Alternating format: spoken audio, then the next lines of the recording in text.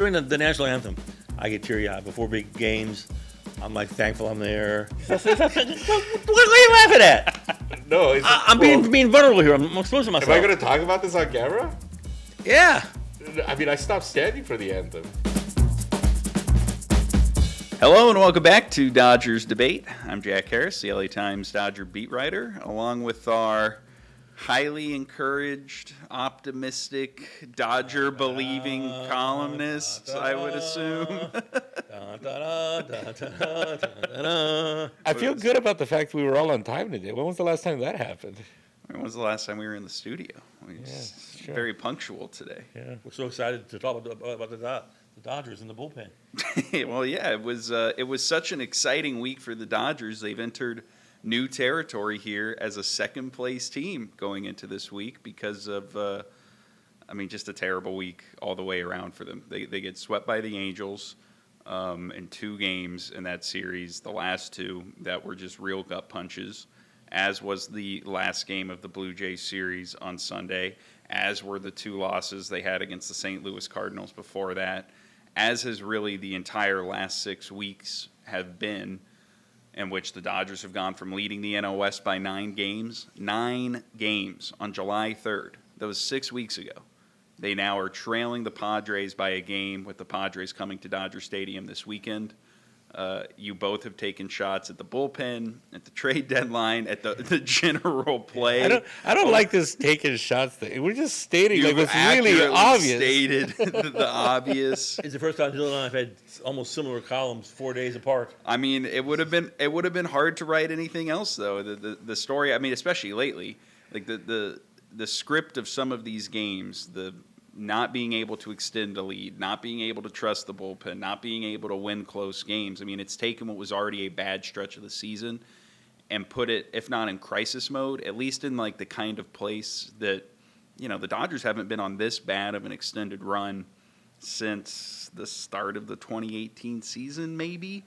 Maybe that September in 2017 when they lost a bunch of games in a row. And the one thing the bullpen does when it's bad is that it just deflates the team. It deflates the offense. It drives a stake to the heart of the hitters. They're not as keen. They're not as caring. It's almost like they're saying, "Here we go again," and they're giving up. You can't overestimate how much the failure to short the bullpen at the trade deadline is costing this team. It could cost them everything. I forgot to mention that the one bullpen piece they did add at the trade deadline, Brock Stewart, is hurt with a shoulder injury that he had shoulder problems last year. That was part of the risk of getting him. They are still waiting on some top bullpen pieces to come back. I don't know. I look at the last 6 weeks. Tell me what you think of this. July was just bad baseball. The lineup wasn't hitting. The rotation wasn't intact. That happens. The fact that that's now been coupled with what has been a better kind of overall product. Mookie Betts has gotten hot again, thanks to Dylan. Thank you. Freddie Freeman's gotten hot. Shohei Ohtani has been better. The rotation is healthier and is pitching better. And yet, they're still losing games. And they're losing them, like you said, in ways that I think are even more frustrating, in ways, the way Freddie Freeman put it this week. It's like it's really tough when you lose those close games. Like, you have to win them to start going on runs. It's when you win those close games that then you start to have the confidence of going out and scoring 9-10 runs, going out and having a week when you win 5 or 6 games.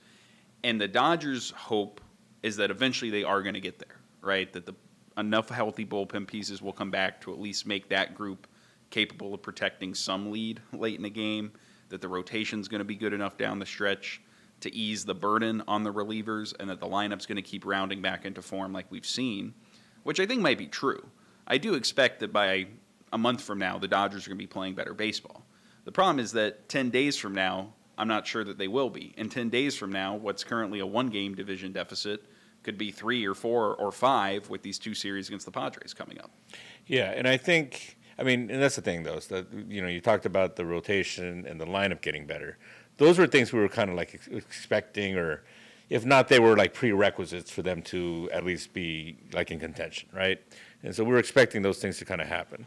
The problem with this bullpen situation is this doesn't really look fixable, right? And like you said, okay, they might be able to fix it to a degree where they could, again, I always use the beat the Rockies on a Tuesday thing, right? Now, They do have a Tuesday game even against the Rockies coming up. now those are Rockies games at Coors Field, which is going to further Yeah, tax the true. bullpen, right? Those games never end. Jack, you're going to be working late hours in those games. I'm not doing that trip. I'll be happily watching from home. All right, good for you. But you go into October, and like let's say, okay, Tanner Scott is back, Kirby Yates is back. Those guys haven't pitched well, right? Because it's not just getting them back; it's getting them to a place where they're like shutdown guys in October, And they're coming off injuries. and it's hard for me to picture like that bullpen kind of coming together the way it did like last year, right? And I think they unfortunately have kind of created this like pitching culture where it's like, you're a starter, you go 5 innings, that's great, right? I mean, every game in October now, you're looking for the bullpen to be covering like 4 innings a game. That's a lot to put on a group where, right now, who's pitching the 9th inning? And even if everybody comes back, who's pitching the 9th inning?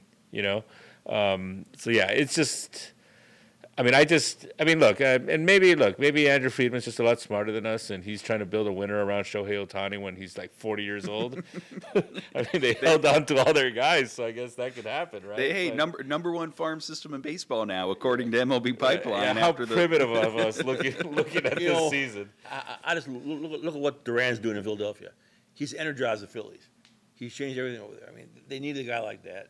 They didn't get it, and I don't think it can be fixed. I don't see how it's going to get any better.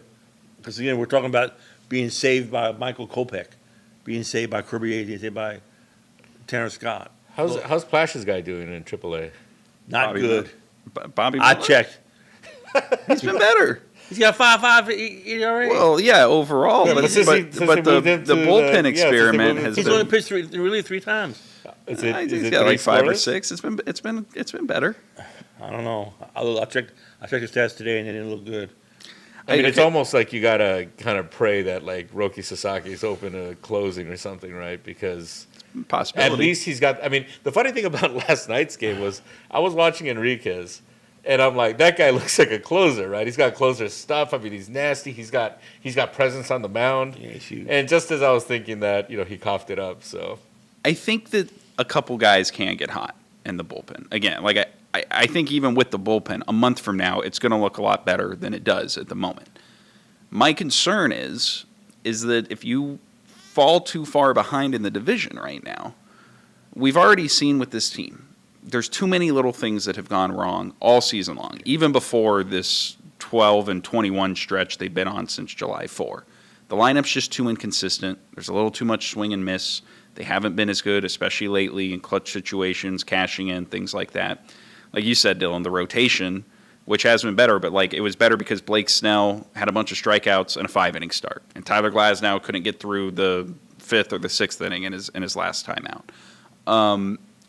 That leaves you with, even when you're playing better, a kind of narrow margin for error if you're going to be in a situation where you have to play a wild card series. You have to play a wild card series on the road if you don't win the division. You have to go through this elongated postseason path like we saw a team in 2021 that was playing much better down the stretch that season not be able to do. And I think that's, one of the interesting things to me about this stretch is the fact that, like within the clubhouse, when you listen to Dave Roberts, when you listen to Andrew Friedman, for as bad as this has been, the panic level isn't that high. There's certainly frustration and disappointment with how things have gone, but the message has been things are going to turn. We're going to stick with our program. We know we're a really good team. We're going to be good by the end of the year. But there's just this dissonance between that idea, which might be true to some extent, and the reality of the current situation, which is the division is one more bad week from maybe slipping away from you for good. And it's just a tough thing to try to balance, and I think isn't really reflective of maybe the urgency and the desperation that this current moment requires. I wonder if Doc is getting tired of all of it. I wonder if Doc is really believes they can come back and be a great team again. They don't do the small things. They don't do there's no urgency there. I think this bullpen has weighed everybody down. They don't look like the same team. They don't do the little things. They don't do the hustle things. They make bad throws. They miss cutoff men. They take dumb base running moves. And Doc, if you look at Doc, he looks despondent. He looks as bad as I've seen him in 9 years. Yeah, I mean, it's like these guys. I think we need to take everybody's words at right. Everybody has like a different vantage point here. We know these people, right? So I think everybody's like BS is kind of like slightly different, right? I think, look, and I said this I think last time, right? Friedman is behaving like a guy who won a World Series last year and knows he's not going anywhere. Yeah. Right. And whatever. It's just he's just kind of just doing his White House just trying to bamboozle the public thing. I think Dave's the one that's like feeling it, right? I mean, he's the guy that has to like make these decisions, and it's like, okay, I can choose this guy, this guy, this guy. They're all three of them I don't like, but what? I mean, the hell? that was last night's Right, game. yeah, and Justin he was Rivalry go pitch a third inning. It's unbelievable. Right, Edgardo and- Enriquez. Yeah, and he kind of Unbelievable. said, right, we have who we have. So you kind of can read between the lines there. I asked him if, had they gotten through the eighth, who would have pitched the ninth? He had to like think about it, right? Because it's like, okay, which vat of poison am I gonna, take a drink out of? I think you listen to the players, even like with Mookie there's kind of a little subtle, right? We're giving ourselves a chance to win. Basically, we're giving ourselves a lead, and then the bullpen messes it up. Is kind of how I read that. But even there, and this might get to your point, Plash. I mean, part of the problem, like the bullpen's a glaring problem, but the other problems that are smaller are that they're not building bigger leads, right? Like the reason you blow 5 games in the last 9 out of the last 9 where the bullpen blows it late is because in all of them it was either tied or it was a 1-run lead and they couldn't tack on. Last night's game, they went 0 for 16 at the plate from the 5th inning on. Now Andy Pages had a potential 2-run homer robbed. Even when you look at on the other side of the ball in that 8th inning, Henriquez almost had a double play that then he tried to go for and tip. So there's some like baseball-y bad luck, just kind of course of the season things that are happening.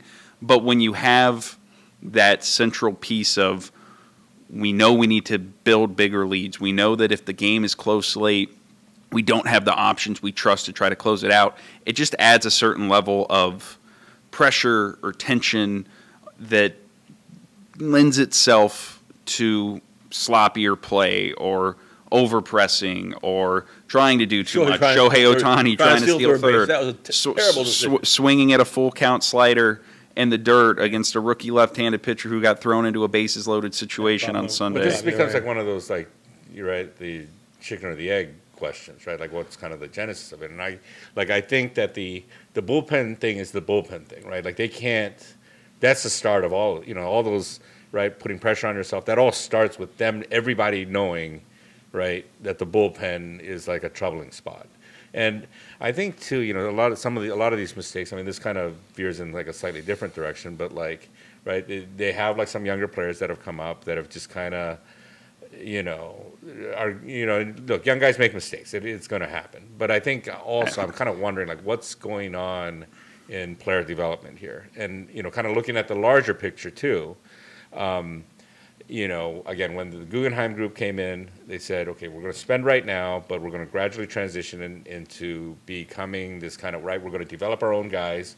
And I think augment was the word that Friedman used. We're going to augment the roster with like free agent additions, right? If we need like a big left-handed bat, we'll go sign that guy in free agency. But the core of the team, sustainability. The core of the team is going to be based on these minor league guys. But you look at it like over the course of this time. I mean, it's been Will Smith, Walker Buehler. They've had some pieces here and there that have contributed in small doses, but it's really been those two guys. Andy Right? Pages has been good. And okay, I'll give you Pages as a third. We'll see how that goes next year. I mean, Outman gave him a 20 home run season at some point, right? Didn't he hit? Yeah. So We're like 18 of them were hit in 2 separate months, but yeah. So we'll kind of see there. But like I do think now. But you look at the foundation of this team is completely based in free agency now, and they've veered so far from their original vision. I'm just kind of wondering, like, why are you holding on to these prospects at these points, right? Because whatever it is that you pictured, that's not happening, right? And at this point now, you have put in, and people, right? They're okay. We don't want to turn into like the 09 Phillies, whatever, right? But well, you kind of are. You're already going to, right? This team is going to get old together. They already are getting older together, and I kind of think like, well, you know what? The situation just changed. I know that was the vision originally, but obviously, kind of at a fundamental level, it's not like working, right? I mean, and look, the Padres, right, use their farm system differently. They use that prospect capital to go out and get players. They're poker chips at a table to Right, them. but the thing is, they know they can kind of replenish that supply. I think that's part of the reason they're not afraid to trade these guys. Yeah, but so can the Dodgers. This is the part I've never understood. But the thing is that, like, it's not. Yeah, right. And I guess that's kind of the thing, though, is that, like, because these prospect rankings are kind of like fictitious, right? I mean, it's just they don't know. Nobody knows, right? Like, Baseball America doesn't know. I mean, and they kind of rely, like, similar to us, like on scouts and on All this talk about Freeland, teams, you know. like, what has he done? He hasn't been good. I mean, he was a 250 hitter in the minor leagues. Like, I don't understand, like, why anybody. And that's a guy who was like a top 50 prospect in the sport when he got called up. But I think, like, a lot of times, right, again, like, you know, I mean, it's like anything, right? I mean, there's some guys that, like, right, you know, they do get more favorable coverage in a way because they tell us more, right? It does kind of fall in this category of either, you know, you tell us your story or we're going to find somebody who is, right? And whoever kind of tells that story a lot of times dictates the narrative. And this narrative has been created. The Dodgers have this, like, great farm system. But I question, like, how close that is actually And to yeah, we reality. go through all this, and now we're back to this Friday night, the savior, Yeah, all of that. It's going to come Clayton down to Kershaw. It's, once again, do you know he's thrown the third most innings on the team? Yeah. That's unbelievable. And it's up to Kershaw to save him again. And like Dylan said, it's going to come down to the playoffs. Game one of the wild card Oh, he's series. pitching in October. It's unbelievable. It's gonna happen, Jack. You need a couple rotation injuries, 'Cause which this is possible. Right. Well, that's the thing, right? It always conspires. Well, because we know he's gonna be there, right? It doesn't matter. His arm could be like half torn off. He's gonna be there in some form. Is he going to throw it into the Padres? I don't think so. Throw? No, he won't. No, he won't. do that. But is there So going to be bad? I bet there's bad blood. I bet the Padres start some stuff because Roberts doesn't like Mike Schilt. Is it Schilt? Mike Schilt. Mike Schilt. And my Mike Schilt doesn't seem to like Roberts. No, not a lot of fondness between Not a lot of those love two. lost between those two. It is interesting, like the Padres series, and especially for it to be happening now. I guess if you're looking for like one reason for optimism, if you're the Dodgers, is this series does force you. It does serve as like a reset in some ways. Like it forces you to play at a different intensity level. Like talking to guys this week, that's been the message, is these games are different. You know, Miguel Rojas was talking about every time we play these series, you're drained by the end. You know, you're not just thinking about, let's try to take 2 out of 3 here. Like every game feels like a playoff game. There's this contrast of styles between the teams that kind of adds to this, right? You have the Padres, who are a very kind of outwardly emotional team. They'll flip bats. They'll mess with the fans. They just play with a certain kind of energy and swagger that is so opposite of everything that the Dodgers do. And then when you put that in these environments, whether it's in LA or San Diego, and the atmospheres kind of feed into that, these games do have a different kind of energy. And I will say, back in June, when the division was kind of getting close then, and the Dodgers were sort of at the start of what has been this extended slide, they played well in those 2 series. It's probably some of the best baseball they've played all year. And if you can find, like if you're looking for, especially right now, something to kind of change that vibe around the team that's emanating from the late losses and the blown bullpen games and just the mounting frustration, It's got to happen now. this could be one way. But yes, I think it does have to happen now. Because, I mean, I'll ask you guys, like if they lose 4 out of 6 to the Padres in the next 2 weeks here and find themselves 3 I or don't 4 think games they- I back don't going think into they- September. They can come back from that. Well, tell me, am I wrong? I really dislike Manny Machado. I mean, I don't like him as a person. I boo him. I hate Manny Machado. He was a dog for the Dodgers. He didn't play hard here. He walked to first base. He's a dog for the Padres. He got him to the World Series. Well, can't stand him. I spent a lot of time rereading. I was not here for the Machado thing, but I spent a lot of time going back and reading about this and some of the things that, because to me, he's like the example of this tension He is. contrast between the Dodgers He and is. the Padres. Because, like, the Dodger players, like, do have they liked him. It's not like he was hated within the clubhouse. Even the fans, Like I was reading, like the fans were cheering him all the way through the end of the World Series. It's not like, but it was No, he was booed after he said he walked to first base. First base, he was booed in the Okay. playoffs. But he was like from the day he got here, right? Just a very obvious non-fit. Like there's quotes from Farhan at the time, like, "Well, he's here for this year, and then good for him going out and getting whatever he's going to get in free agency." Like there was never a pretense that they were going to keep him. He was the convenient option at the time, and his whole 3-month tenure with the club, like you said, was marked less by the production he provided at the plate and more about hard slides into the base or dragging his leg at guys or not running out balls and the Johnny Hustle quote. And it's just it's a guy who plays much more on the extremes, right? And that's kind of how the Padres have been over the years. It's a team that gets really, really hot, like you've seen right now, that can get really, really cold in a way that the Dodgers typically don't up until recently. But when he's playing the Dodgers, and especially with the way he gets received at Dodger Stadium now, and then the way that Padre fans have really embraced him as like the first guy that got there to kind of start this rebuild that's led them into this period of contention. He's booed more than Carlos Correa. I don't think that's true. I think it's true.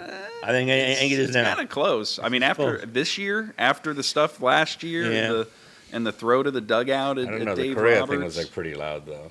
Yeah. I've been kind of surprised every time I hear the Correa thing. I'm always kind of surprised. Okay, well, the fact that he's even on that, Right.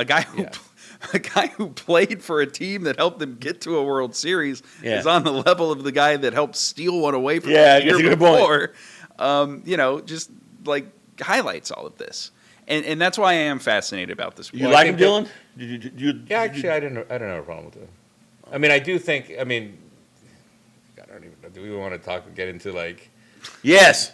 kind of right? Even within Latin America, there are different cultures. I would just say, right? And LA is like a very Mexican city, right? And this guy's like, right? He has like a swagger that's like a little bit, maybe not compatible with like the dominant culture here. I think that plays a big part into it, actually. But I think here's the thing, right? Is that I do think this is what I'm kind of wondering is that I do think like San Diego, right? Losing is like baked into that city, right? It is a loser town, right? And Plaschke, is. you work there, right? It is. Yeah. It's total know, loser town. Right. I mean, Plaschke became a winner after he moved to Los Angeles, right? You got I think you got the Plaschke. He did this whole riff during the NLDS last year too. No, and look what happened. No, and look what happened. Game four in San Diego. As soon as things started going wrong, what happened? 8-0. That stadium became silent, right? And I do think that as much as like athletes talk about, okay, we're trying to block out the noise, or in this case, like the non-noise, right? There is a level of it, right? Once it reaches like a certain point, it's going to seep into the clubhouse, or in this case, like in the middle of a game, it starts seeping into like the players, right? Where you hear this silence, and it's because the city is like, right? Everybody there is like, we've seen this before, right? There's a 50-year-old man who has spent his entire life in San Diego watching the Chargers blow it, watching the Padres blow it time after time, and it's like, I've seen this before. You know what I didn't realize? The Padres are the oldest team to have never won a World Series. Yeah, in Major League Baseball. Yeah, I mean, right? I mean, that's kind of the point, right? And I think that when that starts happening, then all of a sudden it starts affecting the team psychologically. Now, what I do wonder, though, right? I mean, because right now you look at the Padres. I mean, they went out and they fortified the lineup. They Great got bullpen. Mason Miller, right? They added him to what was already the best bullpen.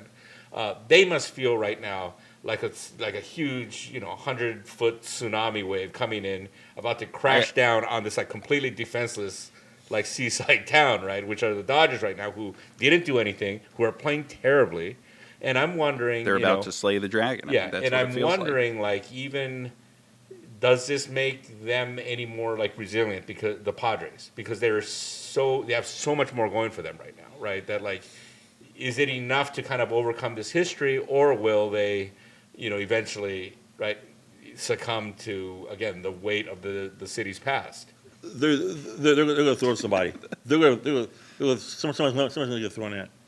Do you think it'll happen while the games are still competitive, or do you think it'll happen? I think it'll happen Friday night. Oh, so you think right away? Right away. Okay. That's the kind of team they are. They think they had the Dodgers down. They're going to try to throw the knockout punch. By the way, what's that ball you got in your hand? Joe Adele hit me a foul ball this week. And you I caught caught it it. on the fly? on the fly with a bobble, but I caught it. Did it Not hurt? mentioned on the air. Yeah, Wait, that's the ball? That's the ball. You poser. That's You brought awesome. that in? That's awesome. Huh? He wanted to see He it. got acknowledged on Here's- the air. What no. more does he need? Hey, you Oh, ever caught a ball? bring this Hey, in. you ever caught a ball? No. I caught a ball in the ALCS 2002 Angels, Twins, last game, last out. Ball right to me, catch it, I drop it. Ross Duhan picks up and keeps it. I remember, I think it was Zach Helfand, who's now at the New Yorker. It was somebody, because I thought it was Jack, but Jack denies that this was him. This is not me. Somebody used Helene Helene Elliott as like a This shield. is not me. Oh, shameful. Yeah. You know what?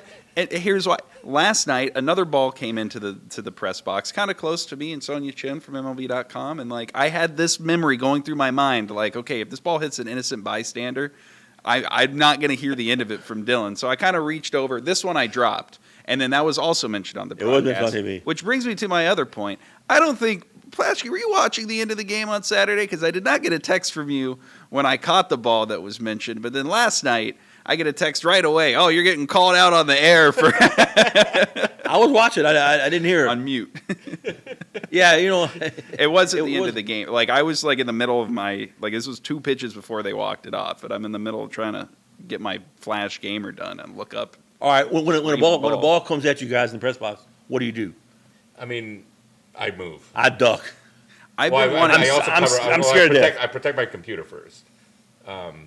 Now, one time, like I did have a ball come in to the press box, right, and it went by me, and it kind of like rattled around, and I grabbed it, and I leaned over, and the crowd below, right, a bunch of people like converged in that Whoa. area, hoping for me to drop it. I dropped it right in the middle to ensure You that they would dropped be. it from the press. You box? should never do that, Dylan. 'Cause you You're hit gonna somebody, you hit give you liability somebody. to sued. Well, people were telling me what a nice thing that I did, but it actually like they wound up like fighting amongst themselves for the ball. It was very chaotic. It was kind of fun. It was like watching Hunger Games. I've been waiting for a foul ball. This has been like a thing for like 2 years, and then last month, Now you Mookie can't Betts. let go of it. Well, Mookie Betts hit one at Dodger Stadium that was a can of corn, and just right off my hands into the Loge level. So that's why I'm Remember the- very proud of this. The even though I crazy have one's the Milwaukee press box because it's so close. Oh yeah, they're like rockets, right? And like they write who Right, hit they're- the balls into the dents on the wall. Oh, really? behind you. It's like a shooting range. yeah.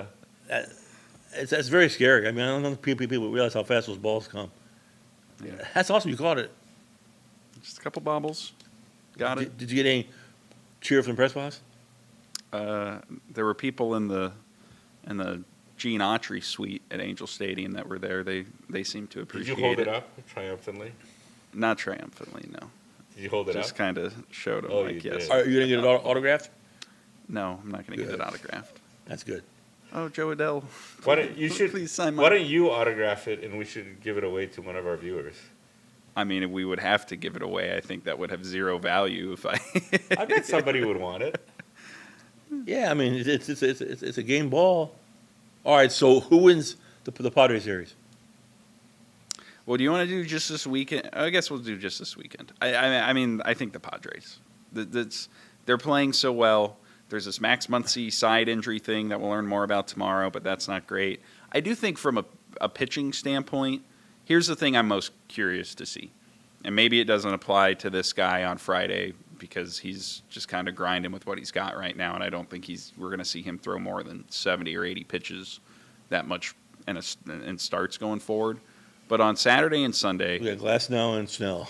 and those are two guys that are supremely talented, that, especially with Yamamoto, they're going to need those guys in a way I've kind of come around to more. Like Yamamoto's been good, and I think he'll continue to be good, but he's not going to be, I don't think, the guy that had like a 1 and a 1.5 ERA at the start of the season or for that stretch, a month or two ago. There's a lot of innings on his arm. He had one of his worst career starts at Angel Stadium on Monday at the start of that series. So they've invested a lot of money in Snell and Glasnow too. And they need those guys to not just be really dominant over 5 innings, but they need them to get deep into games. And this is the kind of series where that's going to be tested, where Dave Roberts talked about it this week. If he has the opportunity to push his starters, Shohei Ohtani aside, deeper into games, especially with the bullpen, he's going to do it. And if they can get those kind of starts out of these guys, especially from Snell, by the way, who has not pitched against the Padres since he left, I think is kind of amped up about that opportunity. That's if the Dodgers can overcome the bullpen problems and the other things we've seen over the last 6 weeks here, it's going to be because the rotation is pitching at a level that we haven't really seen from a Dodger rotation since I don't even know when. I mean, even I guess maybe 2021 when Buehler and Scherzer were both actually getting deep into games and pitching at a Cy Young level. But that's what they're going to need. And I think that the first big test of that comes this weekend when you're at home, when your back is against the wall, when you're playing the closest thing you're going to have to must-win games in the middle of August. They got to pitch well, and they got to get deep into games and pitch at a level that kind of takes care of some of the other problems they have right now. Now, will that happen? Is there any chance at all? I ask this. I know you're going to say no. That Shohei goes to the bullpen. I mean, if all hell breaks loose and Terrence Scott doesn't come back well, and Not on he a, gets bad, is there any way he can move to the bullpen? I think the only time you would see him coming out of the bullpen this year is if it's in a clinching situation for a series or the World Series. Because warming him up becomes too much of a problem. Right. Yes. I mean, I think, right, if, again. And I'd also need to review the two-way rule, but if you use him as a reliever, it might mess, like, that rule is designed specifically for a starting pitcher. So if you bring him in, like, it would have to be at the end of games. Because once you can't, like, insert him and then remove him and then still have him be DH. So, no. I do think the Roki Sasaki thing is kind of the interesting twist in all this. Because that's a guy who, especially maybe a shorter burst, just with where he's at right now. Like, if you're looking for that Julio Urias comparison that we were talking about last week from 2021 or 2020, that's a guy that, to me, could maybe fit that mold. Now, they're not going to bring him back in a relief role. They're going to have him come back, fill out the rotation. Emmett Sheehan will probably go to the bullpen once Sasaki comes back, assuming he can get through his rehab assignment, which I still kind of want to see it before I believe it. But they do have some options, right? Well, and I do think there's. But here's the thing, though, man. It's like we've seen, right, with May, Gonsolin at some point, right? They've played around in the postseason with kind of using these guys like in shorter situations. It doesn't necessarily always kind of translate, right? And I think with Sasaki, what's a little bit scary here is we don't know the kid's insides yet at this point, right? I mean, obviously he's got like physical talent to a degree that you're thinking, okay, this guy can one day, he might win a Cy Young award. But we don't know, in the WBC, keep in mind, like he came in, he gave up a run, right? And I do think like he was like crying afterwards. This is not, and not to say that like, I mean, again, crying is kind of different in every culture and all that, whatever. So don't get mad at me, people in Japan. But like,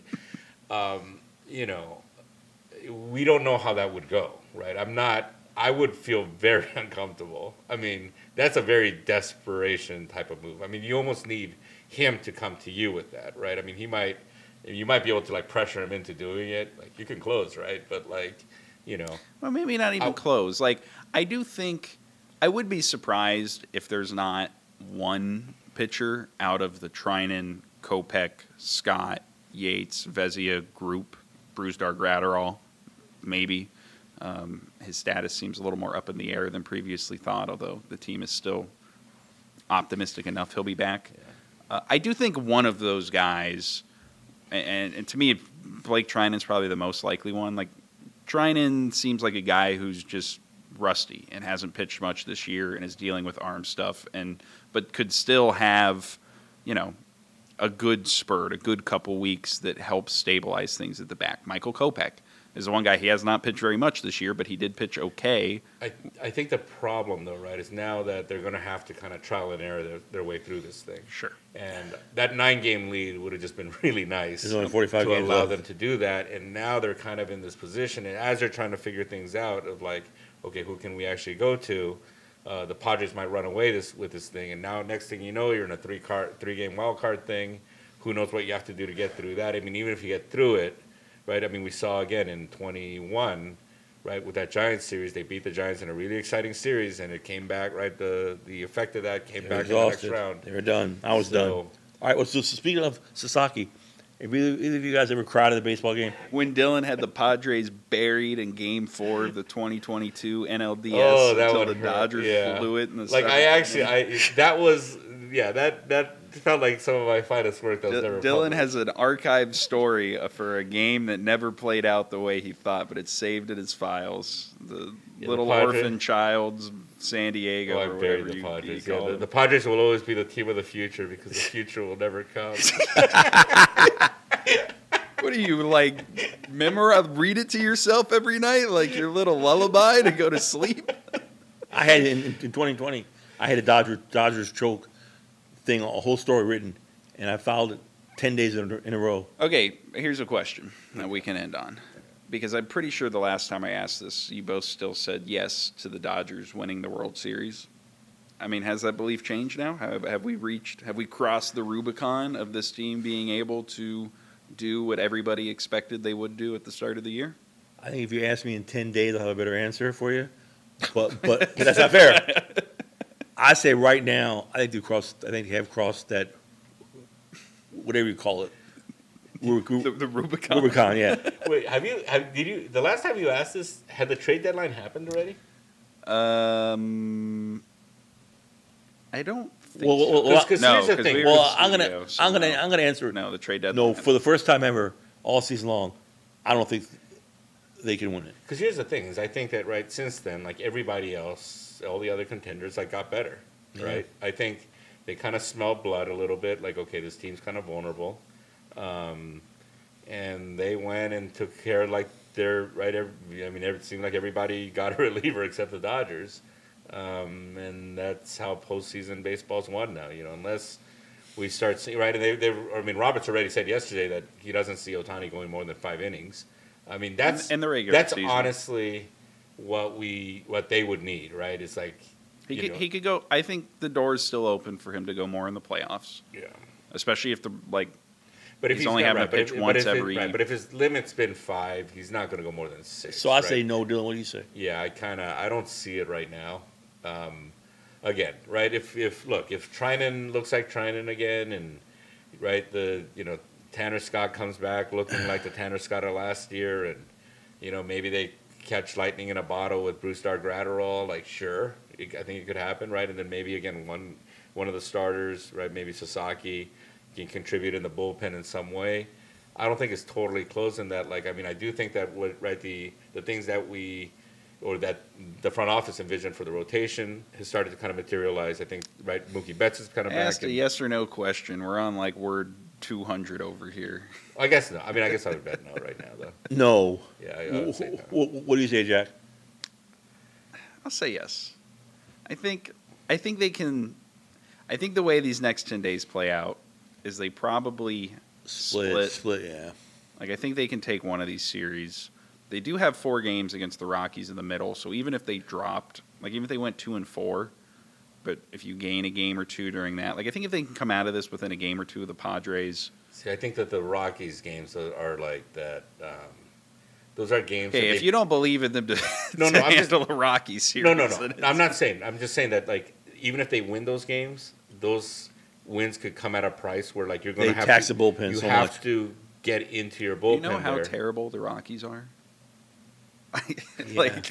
Well, somebody how has to. terrible. So somebody's somebody got to has to pitch. pitch. Somebody's got to pitch, Jack. Yeah, but they have the starting pitching for that. And they 5 innings. Okay, now you're gonna. Okay, you're but gonna have to cover 4 innings. those a game are the now. games I would actually expect them to open up big leads and be able to avoid some of the stuff. I'll say yes. I still believe in the rotation. I think going back to my Tyler Glasnow Yeah, it's belief. Tyler Glasnow. Love And you got to go Kansas. in the clubhouse every day, so you got to say yes. No, it's better sometimes if you say no or stir things up. I was told by one player this week that I just like drama. Of course you do. That's what I told him. I said, the readers like drama. Absolutely. they do. All right. Got any hot takes on the Ohtani Hawaii lawsuit?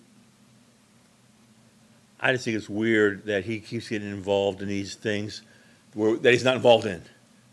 He needs to look at who he surrounds himself with. He needs to fire his agent, Nez Bello. He needs to fire his agent.